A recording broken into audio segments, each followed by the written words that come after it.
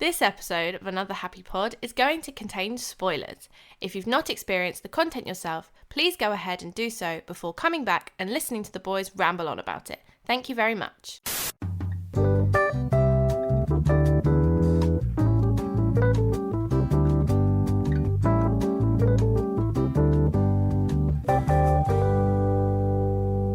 Hello and welcome back to Another Happy Pod, the show where we talk about this and that, and a bit of this and a bit of that, and a bit of everything else in between. But we're trying to keep it just a little bit positive, there's too much negativity out there. It's 2021, be happy, be healthy with praise. We got a million different ways to engage. Anyway, shut the fuck up. My name is Nathan. Be happy. And as always, I'm joined by my illustrious co-host, the biggest in the West, Lawrence Thomas.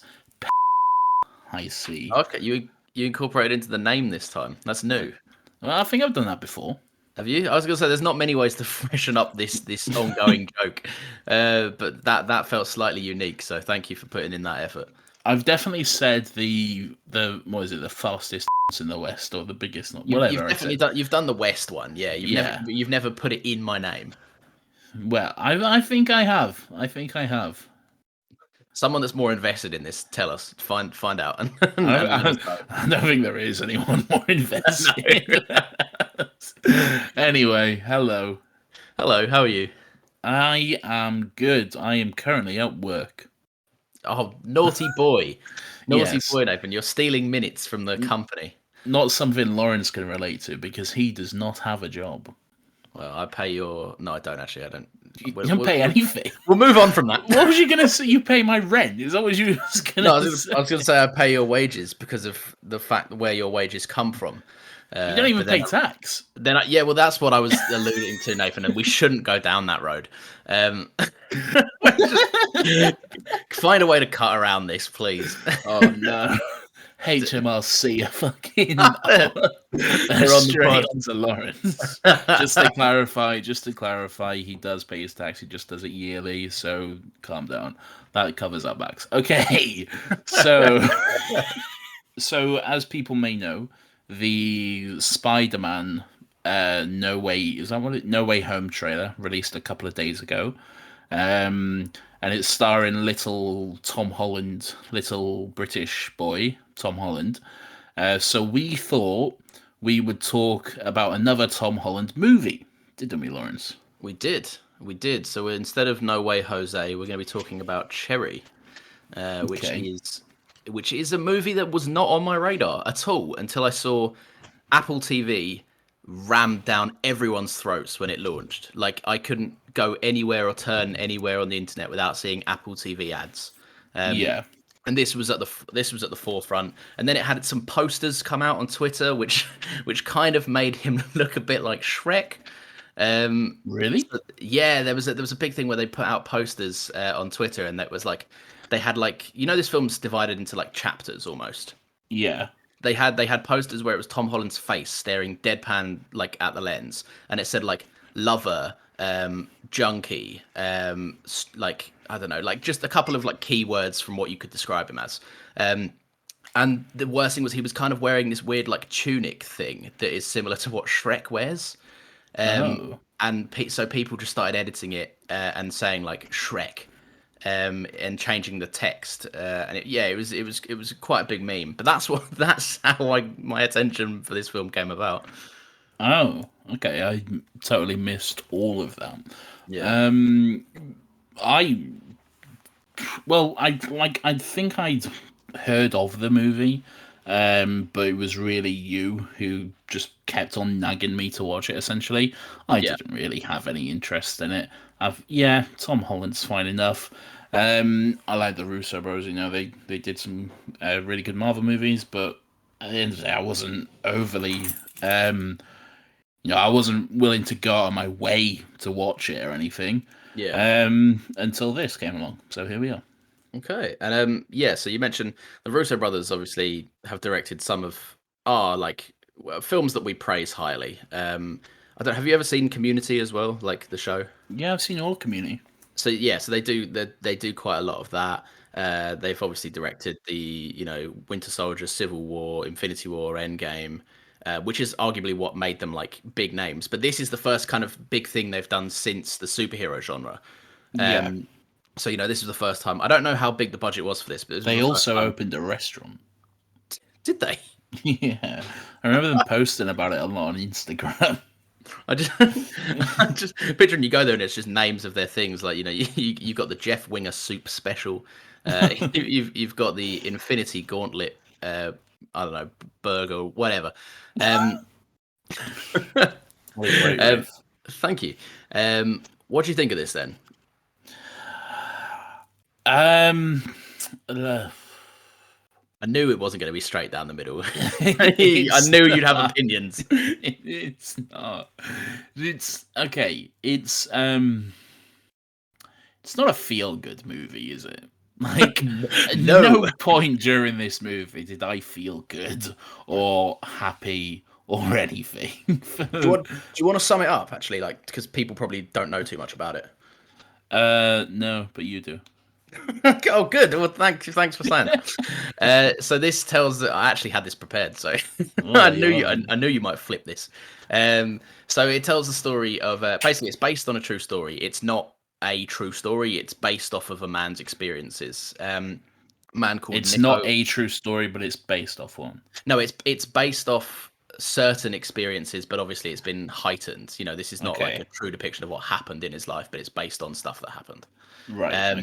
So it's a guy called Nico Walker, who was a veteran who then turned, Class A heavy drug addict, and wrote the kind of the story of, a character experiencing similar things to his life in prison. And this got picked up, I presume, by Apple just to go, yeah, we'll make a movie of that. Why not? I don't know if the Russo brothers chose this specifically or they just went, here you go, you could do this.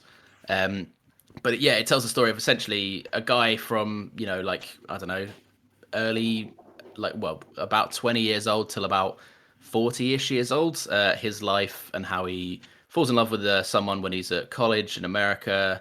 That kind of goes a bit awry. And so he joins the army, suffers from PTSD heavily, becomes a drug addict, starts to rob banks that fuel his drug habit. And that's kind of the main story of the movie. Yeah, and it's not fun. It's downright difficult to watch at times because you're just seeing this couple just essentially destroy themselves in the worst way, really. Yeah. It's not a fun time. No, it's not fun. I think so. I do have complaints with this movie, but the first time I watched it was mainly that kind of. I was just a little bit struck by it. I thought to myself, "Oh fuck me! I did not know I was strapping in for this." Because you see this film gets dark at certain times, and I think it doesn't look like a particularly huge budget movie, but they do a lot with the little.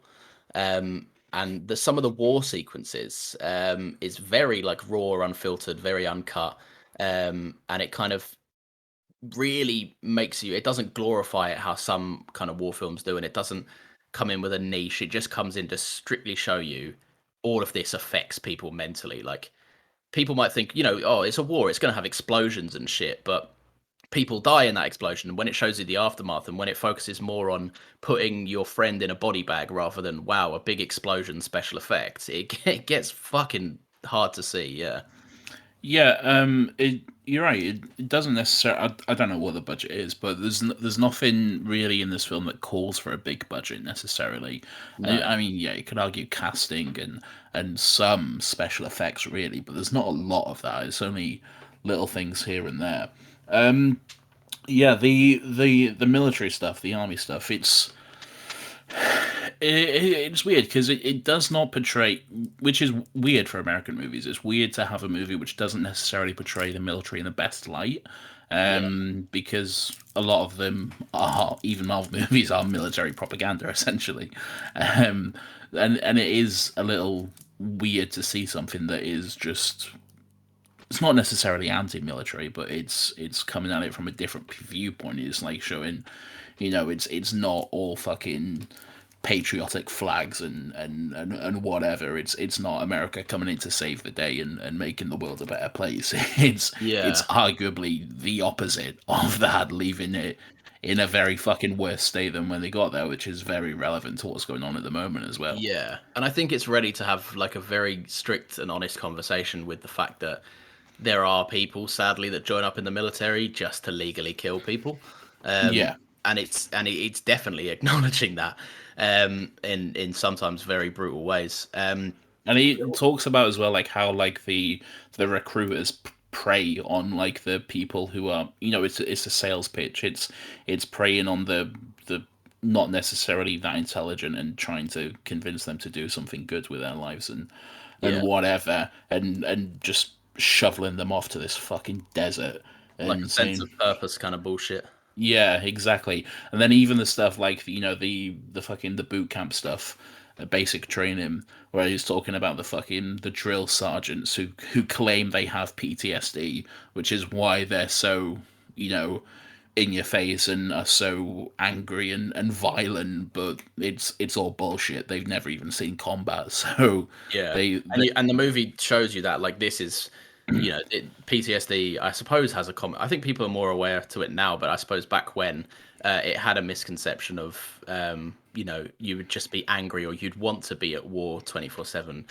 Whereas this movie really does show the fact that probably the last thing you're going to want to do with PTSD is start screaming in people's faces like obviously I can't speak from experience, but if this film kind of teaches you anything, and they did interview a lot of people behind the scenes to get it right, was that it's way more of a kind of like just this involuntary fucking force that takes over you and puts you in this horrible light and makes you very desperate.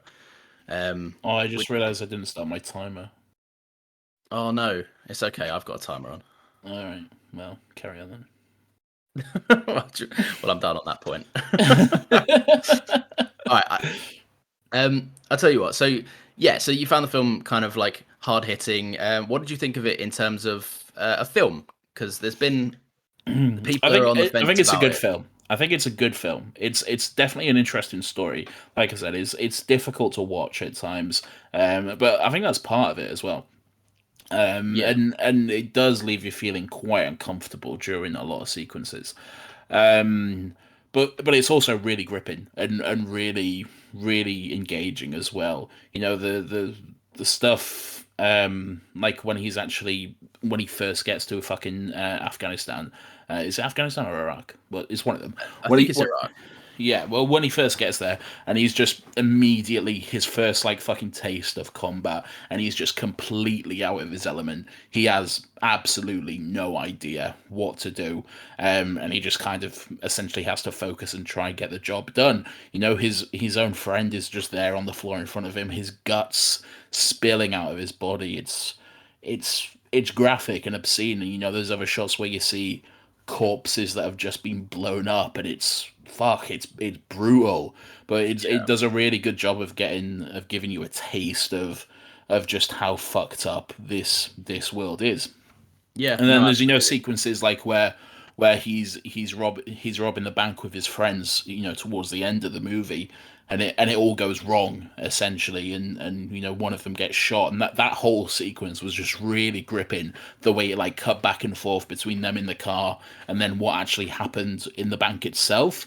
Yeah, it's really gripping and interesting, and the way it's stylized as well. This movie is surprisingly stylized. Yeah, big. And a lot of people don't like that about this. Oh, that's interesting. I thought that was one of the best things about it. Yeah, so I think this movie can fall victim to sometimes being a bit far and like few between in terms of the interesting bits. If there was no style or substance, if there was no kind of interesting narration device, I think it might feel a bit stale. Yeah. But it doesn't do that, and that's one of the things I really, really love about this. A lot of people feel differently, and I think there's some elements where I agree. There's some moments that speak a bit loudly than others, but Like a lot of what? people. Oh, a lot of people think this is style over substance. The moments where I'd be inclined to agree is like moments where so he returns back from war and he goes to the theater and it's kind of supposed to be a nice like couples trip out. Yeah. And he punches the mirror because he can see his like an evil version of Tom Holland staring back at him as he's crying. I think those Yeah. moments are a little bit like Tom Holland's doing a very good job as an actor here.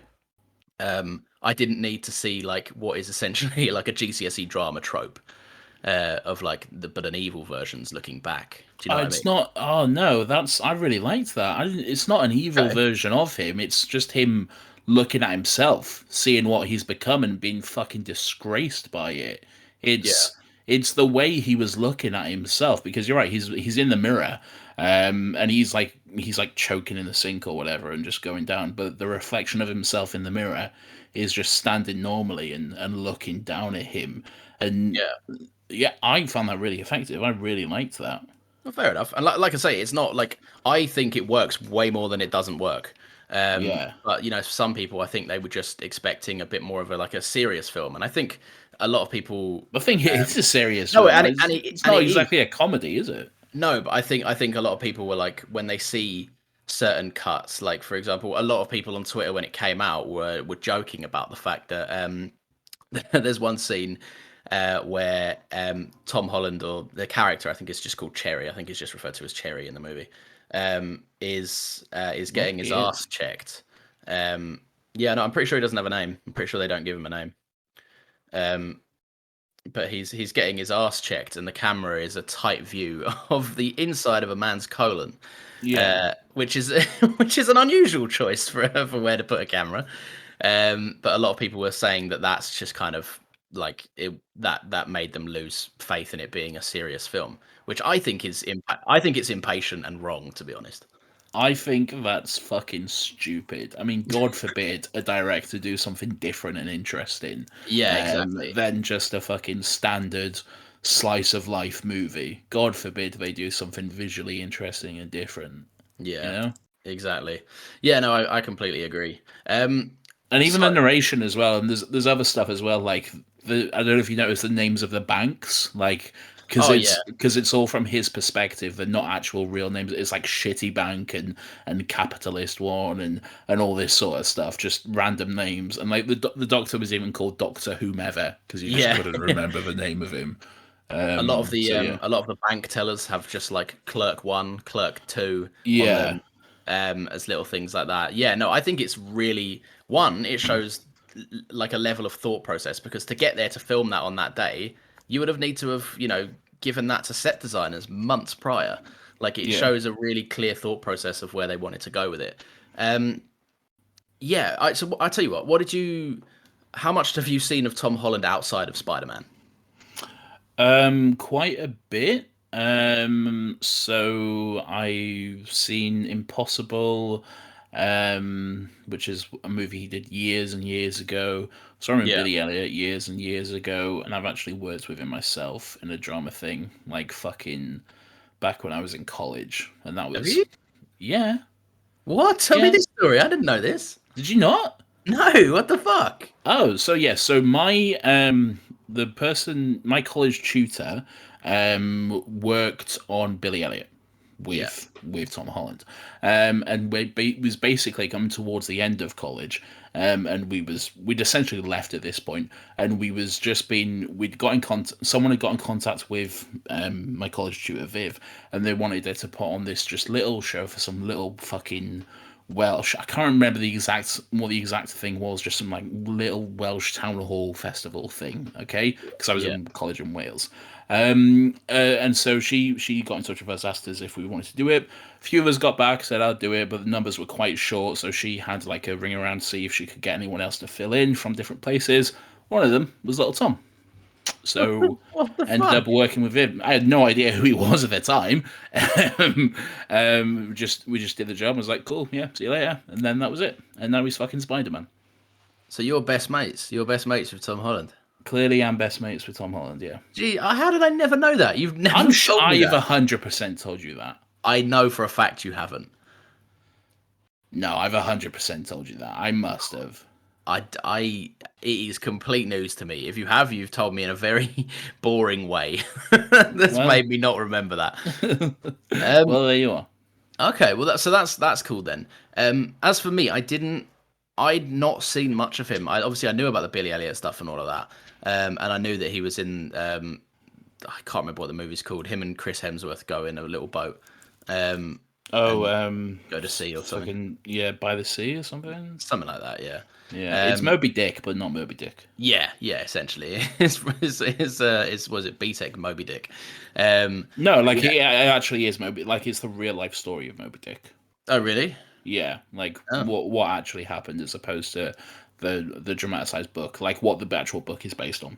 Oh, I see. Okay. Well, Yeah, fair. in the heart of the sea. That's it. Oh, yeah. Okay. Yeah. And so but outside of Spider-Man, I'd not seen him do much. And obviously, I like his Peter Parker and I like his Spider-Man. But it doesn't often give him a chance to show off like the extent of his talent. Like, I think he Yeah. does a great job of what he does, but like it's Spider-Man's not a particularly emotional character in the MCU, and from what we've seen, like he's just often running around stressing or acting a little bit more childish than Tom Holland is. Yeah. In this, I think he's phenomenal. I think he's so good in this. He's really good in this. Yeah. Yeah, and I think it's so obvious that this was like a passion project for him. Apparently, I read at one point, and apparently he lost like some fucking ridiculous amount of weight and put it back on quickly. I didn't notice where he'd lost that weight. He was pretty skinny. Yeah, he was pretty skinny during like towards the end of the movie and some of the like the junkie scenes and stuff like that. Again, those are the times where it's really difficult to watch. It's just him and his girlfriend Emily just completely fucking throwing their lives away, just doing heroin and meth and just it's fucking painful to watch that stuff. What do you think it does, like personally? Because this movie came in with a goal, or quite a clear goal, to address like the severity of PTSD and then the lack of support for veterans, as well as I think it's based in Cleveland, but there's a big Ohio, yeah. Yeah, there's a big or back in when this was set 2002 to like 2007-ish was like the main junkie part. There was a big I think it's called like the opioid crisis or something. I might be mispronouncing. Right. Which was like essentially, to my knowledge, I could be very misinformed, but I'm pretty sure it's something about you go to a doctor's for anything and they'll go take this, not realizing the severity of how addictive and impactful and in a negative way that drug could be. But I don't know. What do you think? Do you think it does that effectively? For the most part, yeah. It definitely. It doesn't ever like explicitly say, and I think this works with its benefit as well, because at no point is it like PTSD bad, military, not enough support given to military or anything like that. It's a lot more subtle and nuanced than that. It is clearly saying something. It is showing you the fucking effects PTSD can have, and it is showing you what it can do to someone without the support that is desperately needed. And yeah, I think it does do it effectively. It does get a little bit more muddled towards the end when, and this is probably my own views coming into it, in like the prison when he eventually goes to prison, because it kind of then goes on for and everything was okay, and everything and everything got better, and like and again, maybe this is me bringing my own views into it, but the prison complex, especially in America, has some serious issues. So the fact that it just suddenly all wraps up in a neat little bow once he was in prison, I think it's a little odd and just slightly jarring, I guess. But again, maybe that's my own stuff. I do agree in the sense that like I don't think that he just like it wouldn't go away. Yeah, like you wouldn't just be able to be like cured now. Fine. Yeah. Especially because he was only in prison for about, I think it worked out to about 14 years, or so thereabouts. Yeah, I think the idea is that he needed to like. I think the film's putting it at the forefront, saying it's not about him like curing himself and getting better. I think it's about him like giving Emily the space to have a life, to because he realizes what a bad influence he can be, and he's putting their relationship first rather than selfish indulgence in the form of the drug taking. Which he tried to do a couple of points. Yeah, but I think that's why the film ended with the prison scene, because it didn't work. Like he couldn't distance himself. I don't know if this was just me, and maybe I just completely misread it. But before, like, Tom, I'm just gonna call him Tom. Before Tom went on that final job, the one that he just decides to pack it in. Yeah. He's talking to Emily in the bed, and it's quite emotional, and she's just really not 100% with it at all. Yeah. I don't know if it was me, but I got the sense that she died at that point. I got the sense that she died in that bed, and then he went on the job, and that was essentially why he then decided to fuck it over. Of course, she then does show up at the end, but there was something about the way that she showed up as well, which was almost dreamlike, and I'm not 100% sure if it was. Do you know what I mean? I do. So this the first time I watched it, I kind of felt the exact same. But then I also had another thought when I watched it this time around, which was it reads more like he's going off to die, essentially. Right. And I read that final scene as him saying goodbye to her, in the sense that he thinks he'll never see her again, not because she's dying in front of him, but because he fully expects to go and kind of like sacrifice himself. Sounds dramatic for a guy that's robbing a bank. But like I think he plans to intentionally fuck it up, and has a realization. I did think that was what was happening when, like, he just walks out and shoots the gun to let the police know where he is, and then he just pulls out the fucking heroin needle and starts shooting up. I did think that was what was happening then, and I thought he was going to just fucking die at that point. But yeah, the movie tells us that's not the case. He's just. Yeah. But the ending, I think you're absolutely right, because it suffers from the same like Baby Driver-esque ending, where I don't know why it's graded differently. I don't know why it seems almost glowing and like it's a figment of someone's imagination. Like I don't know if it's becoming a trope in Hollywood. Man leaves prison, sees girl waiting for him. I wouldn't necessarily call that suffers though, because I don't know. I quite like it. I quite like that it's not black and white. It's, well, literally and figuratively. I like that it's a little bit ambiguous and a little bit dreamlike, and it's just like, decide for yourself if it is or if it isn't. I kind of like that. Yeah, no, fair enough. I mean, I think it definitely is open to interpretation.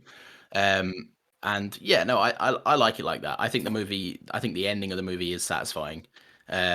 And I like the idea that he's either made peace with himself through those kind of, I don't know, like I guess it's a rehabilitation kind of program in prison. He seemed like he was doing. That's what he seemed to do, yeah. So he seemed to like join this like kind of this AA type of thing where it was like a support group. And at first he was just like sat in the corner and just listened. Then it showed him again, and he was actually starting to talk to the group. And then it showed obviously a few years down the line where he's got his little mustache to show that he's older. Real quick. I just want to make one comment there because you said that. Let me just finish. All right. And then it's saying that, and he was now then leading the group, so it's obviously just showing, like he took it quite seriously and that sort of thing. Yeah, no, fair enough. And I like all of that. I think it's true to his character as well, because he does see stuff through. Like there's moments in the film where he could, I don't know about the process of once you sign up for the army and you're sworn in, can you just get out of it? Like you can at certain points. Like the way it works is. My dad's in the army, that's why I know this. So once you join the army, you're in for like a set amount of time. I think I can't remember exactly what it is. A number of years or so, and at that point you have an option to like re-sign your contract or get out. And so people often take the option to get out, especially probably those who have seen combat. Others decide to stay on. So there. Fair enough. Yeah. But yeah, no, I liked what and the way it works as well is like if you stay on, then that's when your like wage will increase, and they'll do what they can to get you to stick around. So there's incentive there, yeah. There's incentives to stick around. Oh yeah, of course there is. Yeah, don't leave. Yeah, you can never leave. So what do you? I think I guess it's a hair and makeup and like a costume department. I think they're smashing it out of the park in this movie. Like, I think Yeah. that the way they have Tom Holland look, Tom Holland has got one of them unfortunate baby faces in Hollywood, where I think he's about Yeah. 25, 26. He's about I think he's like 24, I think 24, 25. Yeah, and he can and easily pulls off 15 a lot of the time. Yeah, which and is he- why he works as Peter Parker. Yeah. But I think it's also to this movie's detriment as well. Like I say, I made fun of the little mustache, but you Yeah. I'm not buying that's a 41-year-old man or whatever. Yeah, It's yeah, like, no, there's no way that's little 10-year-old Tom Holland. What are you doing? And that is the only time I think that it kind of there's a clear attempt and a clear, that I think the same stuff they would do they could do the same prosthetics work and the same kind of makeup look on any other actor and it would have worked flawlessly. But Yeah. just on Tom Holland, it did not sell it. Yeah. But I do think, saying that, I do think that he looked accurately like a young student.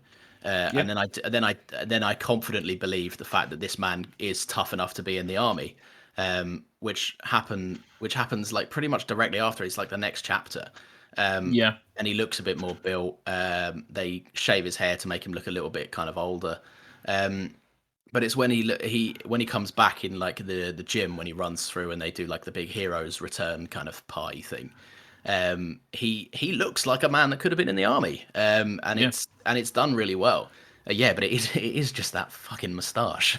It just that doesn't. It doesn't. I think the ending is the only real time it doesn't work. For the rest of the movie, I'm 100% buying it. I can definitely see the progression of this person and even believe that it has been, over 5 years or so or whatever it is. So yeah, I definitely buy all of that. They did a good job, and especially like with the junkie stuff, just making him look like an absolute fucking mess as well. Yeah. Like at first his hair gets longer and he's skinnier and he's less well dressed and all this sort of stuff. And then as it goes on, he shaves his head again and he's got like 6 stains down his fucking t-shirt or whatever. He does look like, someone who's just completely fucking broken. Yeah, because he is off the rails on it. Yeah. What did you think of the relationship between Tom and Emily? I thought it was exactly what it needed to be. So on my first watch through, I was of the opinion that I thought Tom was giving it more in the acting department than the girl who plays Emily was, and I thought it seemed not unbelievable, but I felt it was a little bit movie relationship where no one actually speaks to each other in the way that they do. I'm fucking right. Tell you what, on the first viewing, it reminded me of like the what's that movie, Fault in Our Stars, where it's like those stupid kind of dialogue lines they have, which are very introspective on life, and they like you put the cigarette in your mouth and it has the power to kill you, but it won't kill you because you don't. Yeah. It reminded me a lot of that shit. So I wasn't the biggest fan of it the first time round. The second time round, I read it, I think, as it's intended, which is these are two kids that think they have it all worked out, and life's about to hit them like a train. And I think it does that job perfectly. So I think, I for the most part, I think it's very good. Yeah, I do too. I think they both do a really good job. They do different stuff. Like I say, Tom. I think Tom is the better actor of the two, but that's not to say anything bad about the actress who plays Emily, because she is really good, just in a different way. She's well, he gets more to do in this, obviously. He does. Obviously, he's the main character and that sort of thing. But no, Emily is really good as well, and like the stuff I like is like when he's back from war and they're struggling to wrap their head around the PTSD. She's really trying to deal with it. She's trying to hold it all together. She clearly loves him because she has every opportunity to just say, I can't do this anymore. I fucking need to get out. And sometimes you want her to do that. You want to say like, this. I know you love him, but come on now. You got to think about yourself here.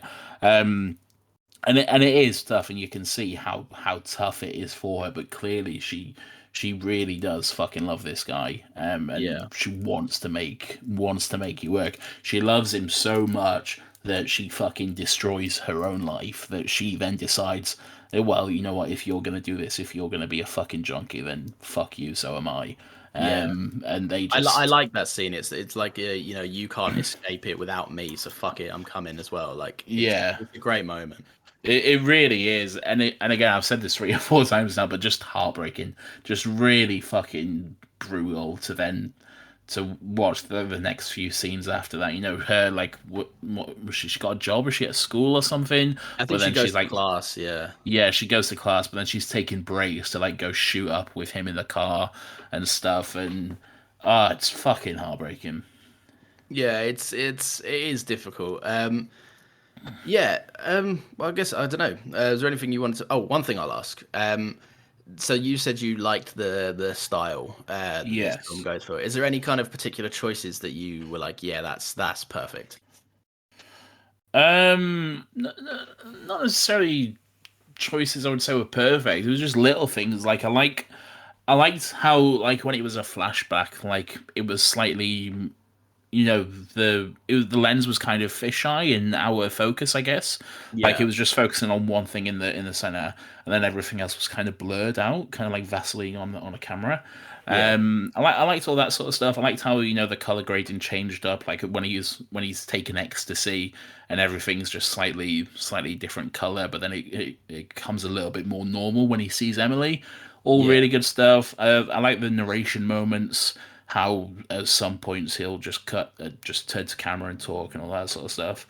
Yeah. Nothing in particular, but yeah, I enjoyed it all really. I think so. I think there's some really cool little moments, and it's mainly through like I guess it's like tricks and how the narrative works out. Yeah, I think it's got a really nice balance of like this they chose to have Tom Holland as a narrator, like they're telling a story, and I yeah, think they had that in mind the whole time because I think it deliberately keeps the audience at like an arm's length a lot of the time. Um, yeah, not only just through like narrative choices reminding you it's a story through like editing different pacing, they change the aspect ratio at a certain point. um it keeps you on the outside, and that's also in the character as well. Like every time Tom Holland like every time something happens to him that makes you feel bad for him, like he watches his friend die, pretty soon after you're reminded that he's kind of a bit of a prick at the same time as well. yeah, Like so I think it's deliberately saying don't get too invested in this, we're showing you something, we don't want you to care. Do you know what I mean? yeah, Which I don't know, I just thought was really interesting. And then there's one of my favorite things, one of my favorite sequences about this is the war one. And it's clear that I think the Russo brothers put a bit more time into that one as well because it has the whole like hand to hand or handheld feel of the camera, which is what they're known for, which is quite cool. But yeah, no, I just ultimately I really like this film. I'm definitely in no hurry to rewatch it because it does suck the Oh, life. I don't ever want to rewatch it. Yeah, it, Yeah, I'm definitely in no rush. Probably never. I don't know, but yeah, it's a really good, interesting movie. It's really gripping at times in terms of the story, but again, it's just fucking depressing. It's like by the time it was finished, I was like, "Fuck me." yeah, I need to like watch fucking I don't know Brooklyn Nine-Nine or something yeah. just to Just take the edge just off as with a a bit of yeah comedy. just a big palate cleanser after that. So yeah, here's one thing I have, just one note I want to read out, and I Go on. just pulled out my phone and wrote this down, which I never do. I never take notes during a movie, but I just had to when I saw this. I just wrote down that dude is wearing two fucking polo shirts. Yeah. That is the most 2002 guy ever. Like, he That is is. just the biggest fucking typical frat bro you have ever seen. Yeah, and he pairs it with the frequent use of the word cunt nugget as well, Yeah. which is like, come on, man, Jesus. Like, I'm not being funny. If a drug dealer is telling me this guy's gonna get us killed, and I'm like, oh damn, that sucks, and he's like, yeah, so stop being a cunt nugget. I'll be like, oh, I'm not in any danger. You're not scary anymore. Yeah. Oh Jesus. Yeah. So I for me this is a big watch. Definitely a big watch. Yeah, a watch, but watch it once and then that's it. Yeah. Watch it and then learn and then never come back. Um. Yeah. Yeah. So that's it, yeah. That is it. That is it. What we doing next week? So we're doing this. Self-expression is vital to understanding and enjoying life. You should find an outlet. I have plenty of outlets. I meant besides vaginas. Very excited for that. Me too. I know exactly what it is. We both know exactly what it is. We are two people who know what we're doing next week. Right. So I haven't done an outro in a while. We haven't recorded for about 2 weeks. Oh yeah, we took a week off. Welcome back. We did. Yeah, welcome back. Welcome back to the end of the podcast. And then see you next week. Yeah, if you like these, they go. We get new episodes live every Friday at 10 a.m. You can follow us on Twitter and on Instagram at Another Happy Pod, where we just pretty sure don't post anymore unless there's a new episode. We used to have some fun jokes. Maybe we'll bring them back. If we get 100,000 likes on the latest tweet, we'll bring them back. You can also no, never. I'm just securing it. Because now if people ask me about it, I'm like, well, you know what you got to do. You got to get 100,000. Shut up and wrap it up.